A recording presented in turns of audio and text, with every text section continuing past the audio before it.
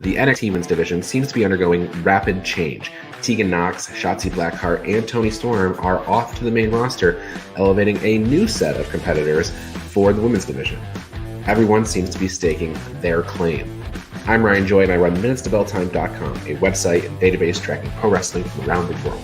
On today's show, we're talking about the changing landscape of NXT's women's division. Who's stepping up, who's changing direction, and who do we think might be NXT's next diamond in the rough? We have headlines in the last 24 hours.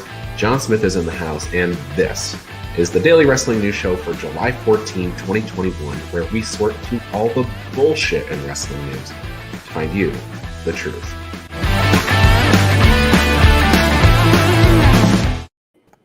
All right, John, welcome to the show this morning.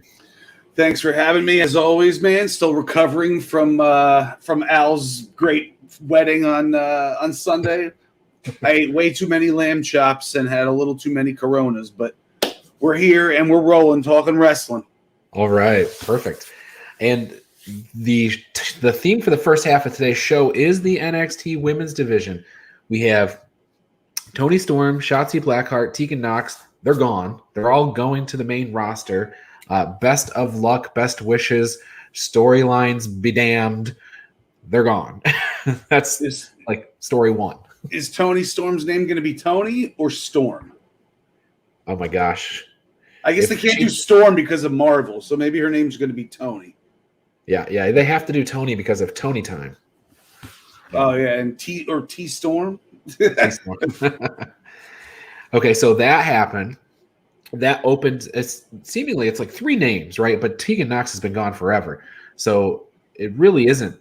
It's really two names, but it seemed to like make the entire NXT women's division just sort of stand up, and they're all changing what they're doing. They're all shifting directions.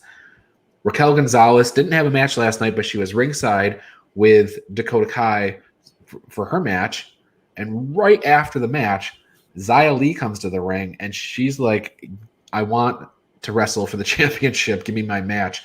And they do. And it's next week. So now you have Xia Li, who was on the rise, and I think we all had her pegged for a takeover or something down the road, but now it's next week. See, I always had her pegged, not always, but ever since Raquel won it, I had Xia Li pegged as the one to take it from her.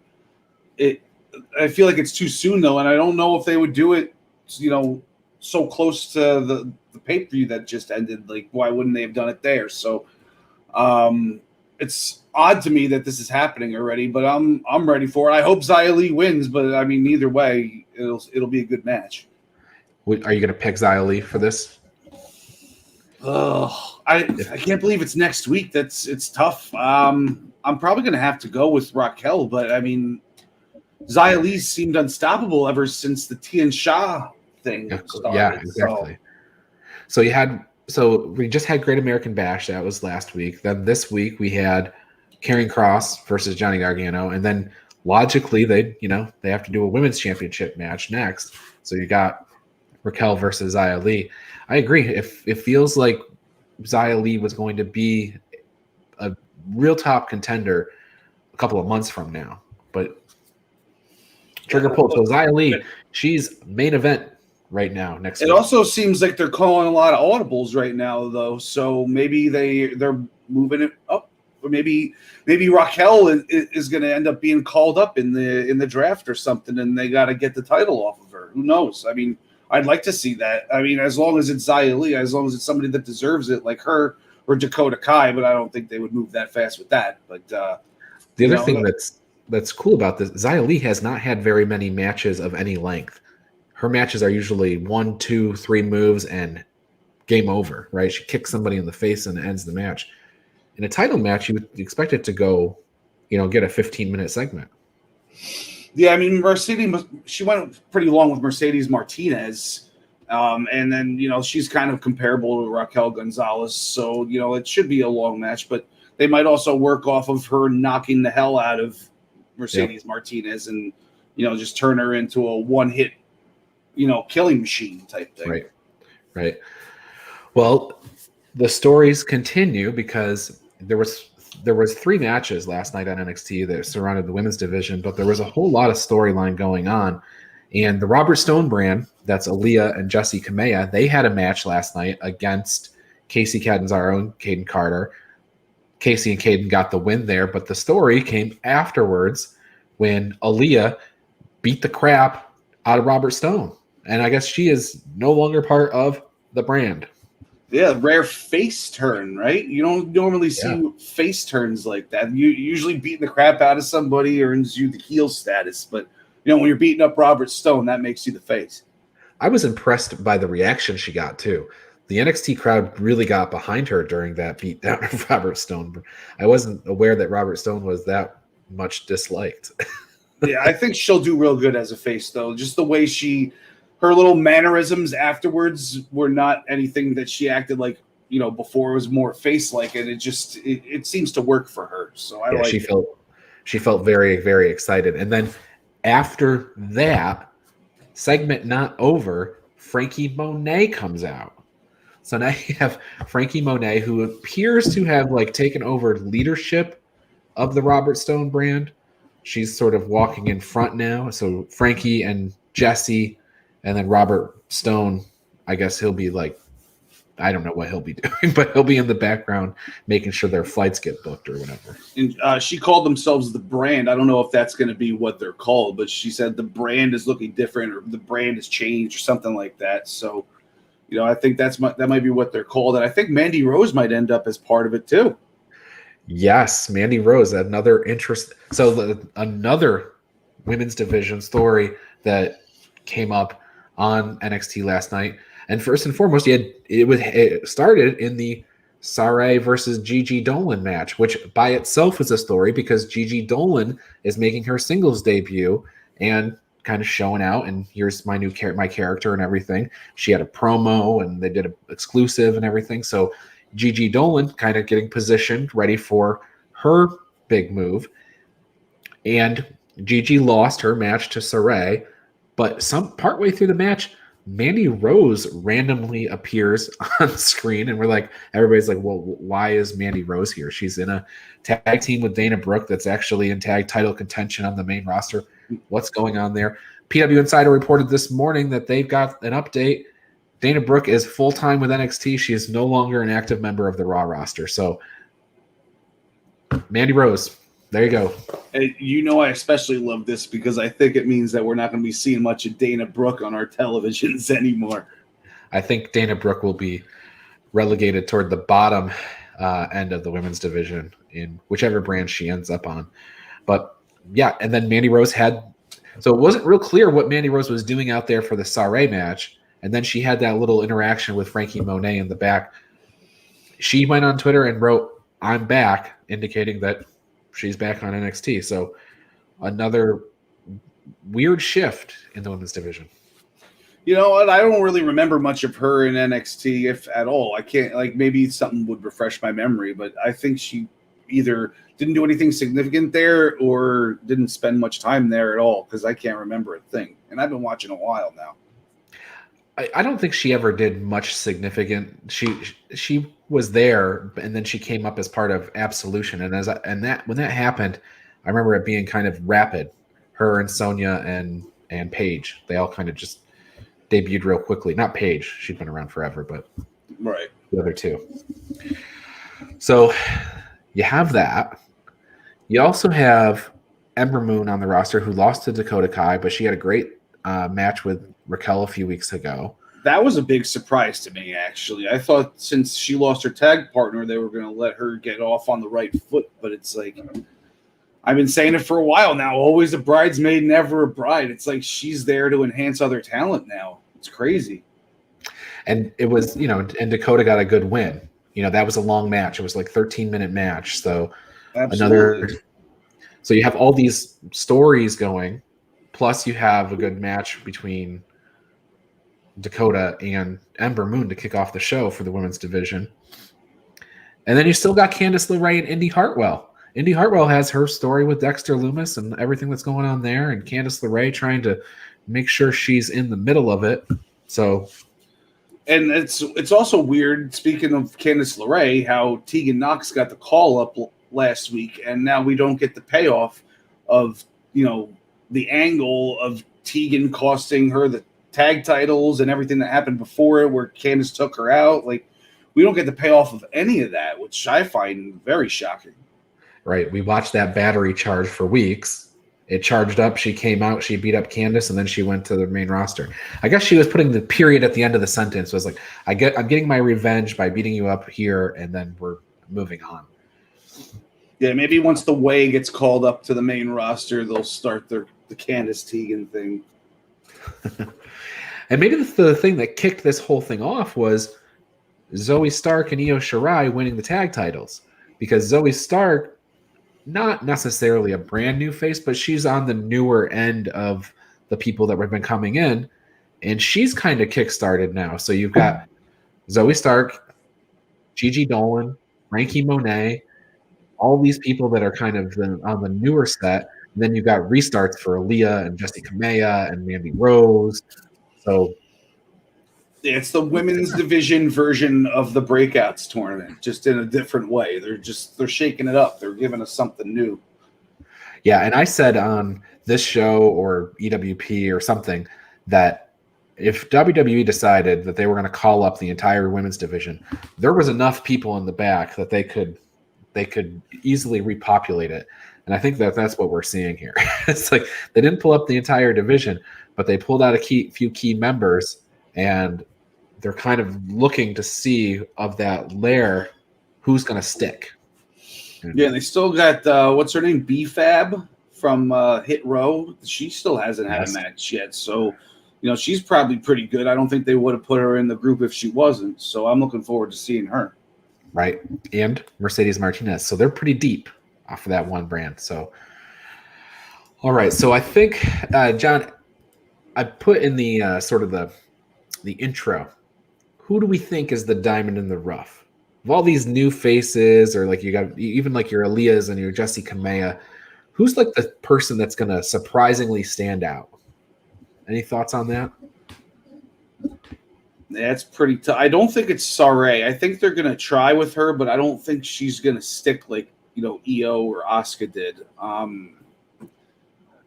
I think it's going to be Frankie Monet coming out of all this looking the best, because she's going to be the leader of this new group that's like all female, except for Robert Stone, which makes it like one half a male in there.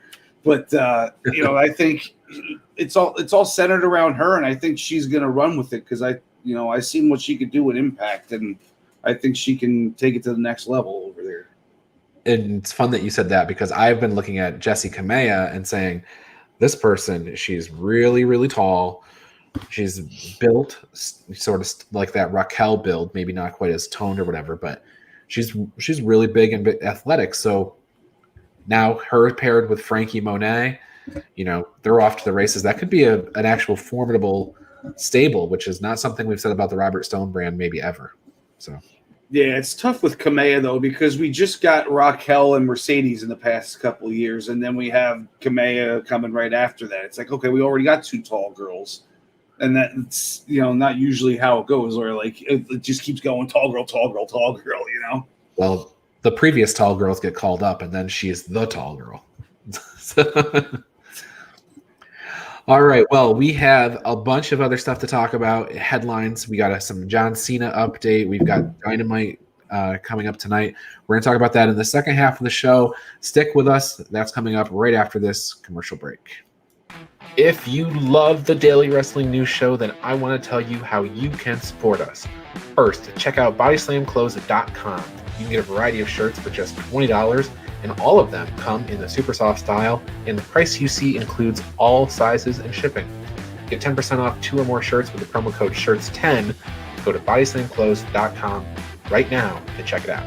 And join Joey Jarzenka, Ian Schreier, and Rob DeLuca on Monday nights for the Primetime Rundown. They take you through the world of sports, and the show kicks off each Monday at 7 p.m. on the Eastern Observer.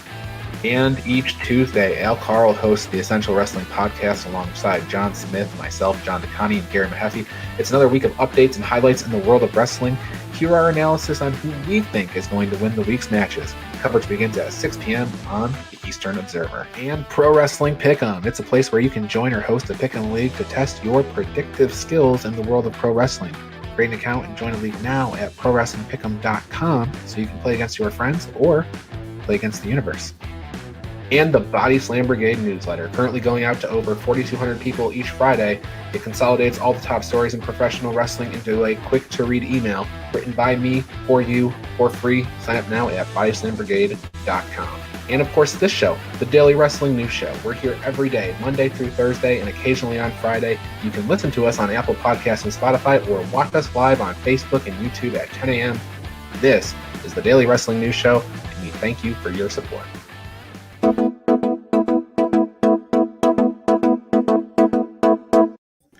And we're back. Commercial over headline section of the show. And John, let's kick things off with Matt Riddle. He got a happy update in the last 24 hours as Samantha Tavel dropped her lawsuit, which Riddle had been the center of this sexual harassment lawsuit. I guess it maybe even went a little further than that, maybe even verging on rape were the accusations. And it's been dropped. I don't know if they settled out of court. I don't know what happened there, but she has dropped the lawsuit. So I guess nothing, Riddle charged with nothing here. So I guess he is free and clear. Scandal over. It's, I guess, good to hear. I mean, I enjoy his wrestling, so I'm glad that he's sticking around. I don't know what else to say about this because it's a touchy subject. So yeah, exactly. We don't really know the ins and outs of the situation. Nobody does except the two of them. So it's hard for us to comment, but at least we know what Riddle's future looks like in the sense that he's not going to be dealing with this lawsuit. It's not going to be hanging over his head. So yeah, but what is going to be hanging over his head? The Money in the Bank briefcase, and he's going to grab it this Sunday. He's your pick, right? He is your pick. He is my pick, and I still have this pipe dream that Randy Orton somehow wins the title at SummerSlam, and then the two of them have a nice little dynamic going on between the two of them as briefcase holder and champion. Well, we do have another update in the World Championship SummerSlam picture, perhaps. John Cena, update from Fightful this morning is that John Cena is scheduled to appear on WWE programming sometime in the next 11 days, with the working plan being the 7/23 episode of SmackDown. And that's coming from Fightful, and they even mentioned in there that it could be even sooner than that. So apparently their sources are telling them John Cena's coming around. And if he appears on SmackDown, he's probably going to be positioned against Roman Reigns, I would think. But so maybe your Randy Orton hopes are still available if Randy Orton is to get Bobby Lashley at SummerSlam. Yeah, that's the way I'm thinking. And I mean, is the John Cena thing, is he like going to be promoting anything, or is it just like him appearing on WWE? Like, does he have another movie coming out? He's always going to be filming something. In fact, they just announced that he's starting filming on something else. And I can't remember what it was. It was a series, I believe. But at the same people that reported that had reached out to him and said, it was actually the Observer reached out to him, and they found out that it was not going to impact any John Cena plans for SummerSlam. So I think it's pretty well confirmed John Cena will be at SummerSlam, and it also appears that he'll be on SmackDown. So I guess you can put all the things together. It'll probably be Cena and Roman. Yeah, fingers crossed, because I'd like to see that match. I also think Roman wins that match, but I still like to see it. I think Roman's beating any one of the many celebrities that could come in, right? I mean, the Cenas, the Goldbergs, even Lesnar. Line him up. Even The Rock, I think they would have him beat The Rock too. I absolutely think so. So John Cena coming back. That's one update there. I have Big E, by the way, winning the Money in the Bank, and I think it's still centered around Bobby Lashley. I think Big E's going to have to defend the honor of the fallen New Day after Bobby Lashley murders them, as what he mentioned on Monday. So Big E then is on Raw and reunited with the New Day as the champ. I think so. But you don't think it happens at the pay-per-view, right? You don't think he cashes in right away? I don't think so. Unless it's right after the Kofi match. It all kind of depends on how they line things up. But I think we're about to see a major shift in WWE programming. At least I hope so, because it does feel like watching reruns a lot, but I think they're on the verge of a major shift, and we'll see what that means. Well, they do have the draft coming up right after SummerSlam, right? Yeah, I've heard a bunch of stuff, whether that's moved to October or not. I'm not sure at this point, but okay. In any case, I mean, we got all these returns that are scheduled. You know, Becky Lynch, maybe she'll beat Roman Reigns. I don't know. So the NWA held a press conference yesterday from the Chase Hotel in St. Louis to announce the Women's Invitational. It's not just to announce that. I guess they are doing a press conference there because they have 2 pay-per-views coming up from that hotel. But they announced the Women's Invitational, which is going to take place on Empower pay-per-view. That's the all-women's show in August. The winner of that will get a women's title opportunity at the NWA 73rd anniversary show, which is the next day. So fun. I guess they're starting to see some of that come together. Yeah, finally getting a card together for it. I like it. Yeah. Okay, so on NXT from last night, there's a couple of other newsworthy items. First and foremost, Karrion Kross retained the championship and attacked Samoa Joe afterwards. Samoa Joe, for all we've heard for all this time, had not been cleared to compete, but he didn't take a bump, he didn't take a suplex or anything, but he got chokehold and he went down to the mat. So I'm not sure what this means, but God, we must be getting a Samoa Joe match, right? They must be confident he's getting cleared. How do you even get your arm around that fat ass neck of his? It's not even a neck; it's a chin into his like ribs. But oh my God, I can't wait to see Kross versus Joe. And you know what? Joe started it because Joe ripped him off of Johnny on a 4 count when he was counting him 1, 2, 3, 4, 5 against the ropes. So Karrion was just defending himself. Yeah, no, I tend to agree that, you know, whenever you have the special guest referee, they're going to get physical, and it's always in this kind of gray area where a regular referee would be going for a DQ, but the special guest referee, somebody especially like Samoa Joe, is going to get physically involved and move people. So right, yeah. Let's see, what else do we have? I got a report coming in right now. So talk about the Bronson Reed situation here for a second, John, while I read this report that just came in. Well, yeah, Adam Cole came out and cut another awesome promo like he always does, and saying that nobody wants to have, you know, step to him or whatever. And Bronson Reed comes out, who we thought lost his title so he could get moved to Raw or SmackDown. He comes out and looks like he'll probably end up getting the rub from Cole before he moves on up. It seems. Yeah, exactly. That's what I'm thinking too. They had him drop that title, so I still feel like he's going to the main roster. And they had him drop it to Swerve, which was probably always going to be the plan with that new Hit Row faction. But now he's got a program with Adam Cole to get him good and ready for the main roster. Yeah, I just hope it doesn't mean like, oh, he beats Adam Cole, so then he's going to be the one that beats Karrion Kross. That would boil my blood. Oh, my God. Because it would be like, it would actually be pretty full circle, because Karrion Kross's first match was a complete and utter squash against Bronson Reed. Yep.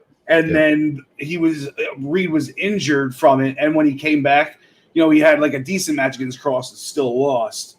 So, you know, it would be good long-term storytelling, but, you know, I just, you know how I feel about Bronson Reed, so it would make me sick. Well, the report that just came in, WrestleVotes, which is a account on Twitter. I don't know who's behind it, but they do report news, and they are often accurate. And they have reported that the heavy speculation is that the Aaliyah and Mandy Rose situation is a trade, and that Aaliyah will likely be going to Raw. Heavy speculation right now that Aaliyah is going to Raw. Yeah, we just need the SpongeBob meme to pop up real quick. Yeah. But no, I mean, I wouldn't be opposed to Aaliyah going to the main rosters. You know, just fresh faces, new places. Like, yeah, we've seen a lot of Mandy Rose, but, you know, we haven't seen her in this capacity. So it's still fresh, even though we're used to seeing her almost every week. And, you know, Aaliyah hasn't been getting as much exposure, but, you know, it'll be nice to see her, you know, elsewhere. Yeah, apparently it's said here in this report, which this is actually from Fightful, that Aaliyah made a good impression on officials during their scouting trips, which we know happened a few weeks ago, where they sent the Regals and Bruce Pritchard and even the big dog himself, Vince McMahon, went down there. So must be Aaliyah did some stuff well. And the other thing is that the crowd was chanting, "You deserve it," and it might have been an aware crowd. So maybe Aaliyah is in fact going to Raw. Well, I think they were chanting to Robert Stone that he deserved the beatdown. That's the way I took it. I'll take that with you. Yeah. Yep, I'll take that too. The other news coming this morning, PW Insider reporting that the Olympics are bumping NXT on July 27th. That's from a little bit of reading between the lines that they did from some Olympics announcement. They reached out to WWE, and WWE confirmed that the NXT show is moving that week, but they are not moving from their time slot. They will be Tuesday, 8 p.m. They'll just be on Sci-Fi that week. So, oh yeah, are they going to put the ECW label on it? I hope so. ECW NXT version hosted by Paul Heyman. That would be sick. Why not do that? That would be a good ratings driver. Oh, we're on Sci-Fi for the first time since ECW. Let's do a hardcore show. Yep, I love it. I hope they're watching. All right, the other piece of news regarding AEW this time is that Dynamite Grand Slam pre-sale tickets go on sale today. Now, Grand Slam is the New York market. It is from the tennis stadium, Asher something or other. Arthur Ashe Stadium. Arthur Ashe. There you go. So this is a big show, and we don't have any big announcement matches or appearances yet, but this is going to be a really big show. It's their biggest attempt at a crowd. I believe the stadium is going to be set up for 14,000 people. So We'll see how they do on the pre-sale. Yeah. And regarding AEW, we do have their lineup for tonight, John. Sammy Guevara versus Wheeler Yuta added to tonight's episode. I think this is just Sammy getting a win back from a couple weeks ago after his main event. Yeah, but from what you told me earlier, it's going to be a good match. So, I look forward to it. Yeah, Wheeler Yuta, there's nothing wrong with Wheeler Yuta. He's a great wrestler. I've seen him wrestle on Ring of Honor and New Japan, everywhere. And he's going to have a good match with Sammy Guevara, but this is going to be Sammy's match to win. I think that's what it comes down to. Now, we have two title matches tonight, John. We have Jon Moxley versus Carl Anderson, and we have Brian Cage versus Ricky Starks. Anybody losing their titles tonight? No, I like Brian Cage to win. And what was the other match? What was the other title match? Jon Moxley and Carl Anderson. Oh yeah, no, I don't. Yeah, Moxley's taking that one. I think that's a gimme. I could see Ricky Starks beating Cage somehow, but I don't think it's going to happen. Yeah, and I've been waffling on the Cage and Starks thing. I picked Starks. I've gone on publicly said that Ricky Starks is going to win and the Cage will get kicked out. But I could also see Brian Cage sticking around at Team Taz and Ricky Starks losing this and going out on his own. He doesn't need a spokesperson. Ricky Starks can talk better than almost anybody. So what do you think that if they have Cage lose somehow and maybe everybody turned on him and then he's a face afterwards? That's what I was originally thinking. Yeah. Because I believe this is in my estimation, I know they're talking about, we're going to have this match and then, brothers fight and we'll all be good afterwards. Okay. But I think this is a loser leaves Team Taz match is what I think it is. Yeah, that's not how Taz is billing it. He's billing it just the opposite. This is going to put the flames out, but yeah, it doesn't seem that way. Right. Brothers fight. Yeah. Well, so Saturday, September 11th, there's going to be a super show in Washington, D.C. I just got that email alert from WWE. So super show just means it's a house show. So they're making the return on September 11th to the nation's capital. Interesting idea because September 11th, obviously a day in American history. So to go to the United States Capitol on that day makes a lot of sense. Yeah. All right, John, any words of advice for the people? I do have one word of advice. When using shoe polish, make sure you don't get it on your fingernails. Because when I was polishing the shoes that I rented for the wedding this weekend, I didn't realize I got any on my fingernails, and then I went about my day. And then after I got out of the shower and I was, drying off, the tips of my fingers, they looked like they were blue. Like I thought I was having a heart attack because I thought that I was like getting no oxygen to the tips of my left fingers. Oh my God. And it just turned out that it was shoe polish that was just so faintly on there. It just looked blue, not black. It was like, oh my God. I literally freaked out for like 30 seconds. Think like, oh my God, am I having a heart attack? What is going on with me right now? Oh wait, no, that's shoe polish. Shoe polish. Because then it was like I saw the corners on my cuticles where it was like black on the cuticles, and I was like, okay, that makes sense now. I don't have gangrene, I know that. So all right. What a moron. And also the Cameron Grimes stuff with LA Knight yesterday was freaking awesome. I just wanted to say that before we went off air.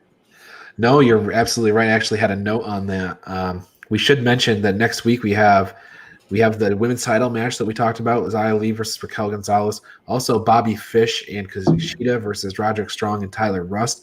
And I do hope that we continue the vignettes of Cameron Grimes trying to be LA Knight's butler. John, I feel like I want to get your opinion on this. I think we're headed to a tag team. I think these two are going to get on the same page and they're going to be their best buds. You know what? It could be that way with DiBiase as their manager. But it could happen eventually. I like the whole, like, I'm too rich to be a butler. I'll delegate down. I like that aspect of it. But, yeah, no, Grimes seemed to enjoy himself a little too much, which I wasn't expecting, and I like that dynamic. Absolutely. Absolutely. All right. With that being said, John, I think we've covered everything in the world of wrestling. Did we leave anything out? Not that I could think of. All right. Well, for John, I'm Ryan, and we'll see everybody tomorrow.